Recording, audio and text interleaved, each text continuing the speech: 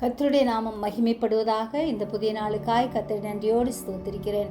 இந்த புதிய நாளின் தியானத்துக்காய் எடுத்துக்கொண்ட வசனம் யாத்திராகமம் 15வது அதிகாரம் 26வது வசனம். நீ உன் தேவனாகிய கர்த்தரின் சத்தத்தை கவனமாய் கேட்டு அவர் பார்வைக்கு செம்மையானவைகளை செய்து அவர் கட்டளைகளுக்கு செவி கொடுத்து அவருடைய நியமங்கள் யாவையும் கைக்கொண்டால் நான் எகிப்தியருக்கு வரப்பண்ணின வியாதிகளில் ஒன்றையும் உனக்கு வரப்பண்ணேன்.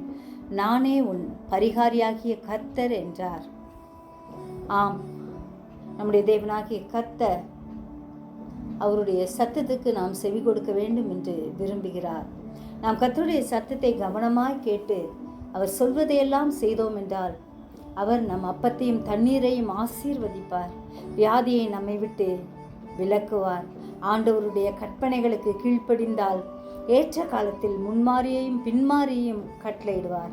கர்த்தர் நமக்கு தந்த தேசத்திலே மென்மேலும் நம்மை ஆசீர்வதிப்பார். எனவே அவருடைய சத்தத்திற்கு உண்மையாய் செவி கொடுத்தோமானால் உலகில் உள்ள சகல ஜாதிகளிலும் நம்மை மேன்மையாக வைத்து நமக்கு பரிகாரியாக இருந்து நம்மை ஆசீர்வதிப்பார். ஜெபிப்போமா? ஜெபிக்கதான் நல்ல இயேசுவே, நாங்கள் ஒவ்வொருவரையும் உடைய கருத்தில் ஒப்பு கொடுக்கிறோம். எங்களை ஆசீர்வதிங்க, வழி நடத்துங்க.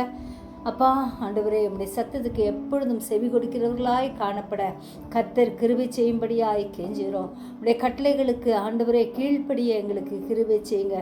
நீங்கள் எதை சொன்னாலும் அதை நாங்கள் செய்கிறவர்களாய் காணப்பட ஆண்டவர் தாமே எங்களுக்கு அனுக்கிரகம் செய்யும்படியாய் ஜெபிக்கிறோம். ஐயா, நீரே எங்கள் பரிகாரியாகிய கர்த்தராய் இருக்கிறபடியால் நன்றியோடு ஸ்தோத்திரிக்கிறோம். எங்கள் வியாதி வேதனை ஆண்டவரே, எங்கள் பாரம் கஷ்டம் எல்லாவற்றையும் ஆண்டவரே நீர் ஏற்றுக்கொண்டபடியால் நன்றி.